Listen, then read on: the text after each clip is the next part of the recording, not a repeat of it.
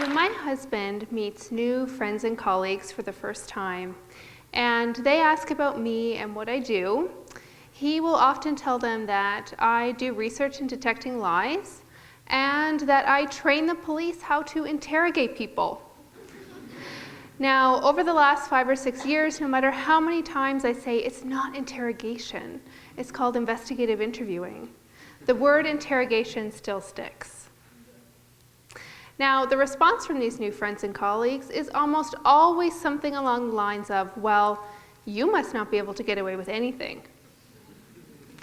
Now, I don't want to drag down the festive and the upbeat spirit of TEDx, especially right off the bat, but I'm afraid to tell you that this whole room is full of a bunch of liars. We all lie at least once or twice a day. In fact, research has shown that 60% of adults cannot have one conversation without lying at least once. This means that in one day, you could be lied to up to 200 times. We lie most frequently about our thoughts, our feelings, our attitudes, and our preferences. Sometimes we lie to influence how other people perceive us, to save face, or to just avoid hurting someone's feelings. Lies even oil the wheels of social interaction. Now, not to pick on my husband again, but tomorrow he might tell me that my talk today was the most interesting, most engaging speech he's ever heard. But if this is untrue and he was actually bored to tears, I might not really want to know that. But people lie for much more serious reasons as well, such as to hide transgressions. These lies, like denying involvement in criminal activity, can have very serious consequences for the liar if they're discovered. Now, as psychologists, we call these high-stakes lies, and we've been interested in detecting this kind of insidious deception for decades. There's this underlying assumption that the act of being deceptive produces this physiological change compared with telling the truth. The theoretical argument is that lying is more difficult, so it's very cognitively demanding. It produces arousal, meaning that the liar experiences feelings like guilt, fear, and excitement. And the liar may attempt to control his or her behavior in order to appear credible. So it's these three factors that are argued to lead to the differences in the way that we speak and the way in which we behave when we're telling a lie.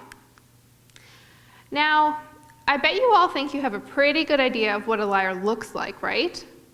Fidgety, avoiding eye contact, maybe nervously tapping a pen or shaking one's foot. What about when someone is nodding their head yes, but saying something along the lines of, well, I didn't have a sexual relationship with that person? Are these behaviors indicators of deception? Well, if you think that they are, and I can see some heads nodding, then you're certainly not alone. 72% of people worldwide think that avoiding eye contact is the most presumed sign of lying. But it turns out that there are actually very few behavioral cues associated with lying.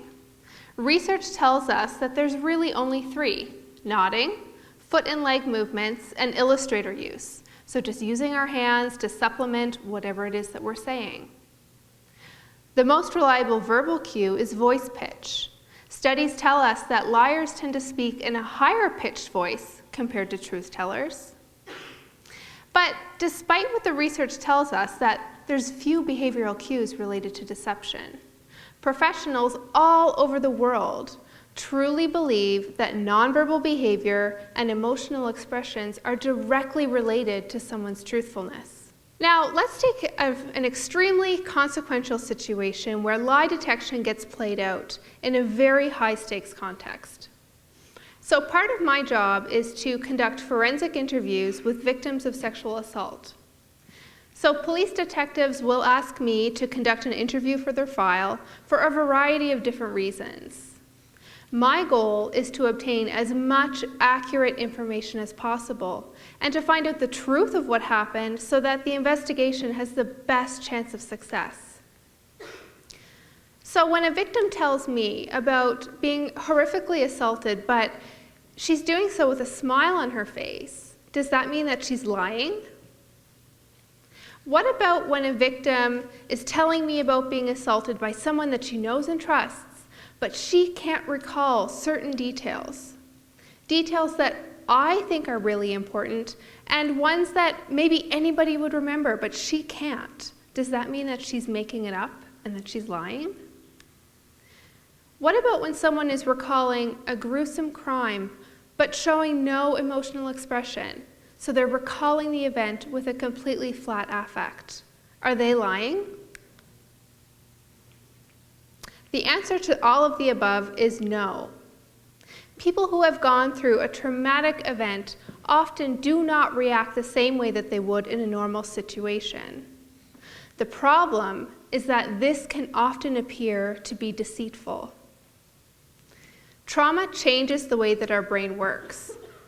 The part of our brain that is responsible for decision-making, judgment, and executive functioning, known as the prefrontal cortex, is often completely impaired. The part of our brain responsible for language production, known as the Broca's area, is also often impaired. The hippocampus, which is responsible for transferring short-term memories into long-term memory, is also not working properly. So, to me, and my law enforcement colleagues who really understand memory, many of the seemingly deceptive behaviors actually make sense, and we understand them as a product of trauma. But to others who maybe don't have a comprehensive knowledge of how trauma affects the brain, these behaviors might look like lying. A victim who laughs while telling me about his or her assault, well, this can be explained by using what we know about neuroscience. I understand why a victim might be able to recall every single detail about a particular smell, or be able to tell me that there were exactly 17 tiles in the ceiling, but at the same time can't give me any information about what the perpetrator looked like. During trauma, your brain has zero ability to control what it pays attention to. Our memory does not work like a video recorder. There's no rhyme or reason to what gets encoded into our memory and what doesn't. Traumatic events are often able to be recalled on a very sensory level, meaning that things like tastes, smells, and sounds might be able to be recalled in amazing detail. But perhaps information like visual details, well, that could be a struggle. Trauma and memory are complex, and the behavioral outputs often present much like behaviors that are thought to be associated with lying. The problem, though, is that at many different stages of the criminal justice system all over the world, victims' credibility is being assessed based on behaviors that are not supported by science. And what does this mean? Well, at the end of the day, it could mean that once a case goes to trial, a judge and or jury relies on behaviors to determine the victim's credibility and decides that they're not believable. And then in turn, the perpetrator is never convicted, even if he or she is actually guilty. So please, be very cautious in your endeavors to detect lies. Do not believe what you see on TV.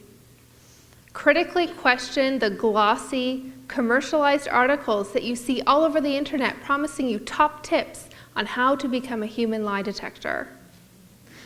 Verbal and nonverbal behavior should not be used in isolation to determine someone's credibility, but perhaps could be used as a tool to identify topics that need to be probed and investigated further.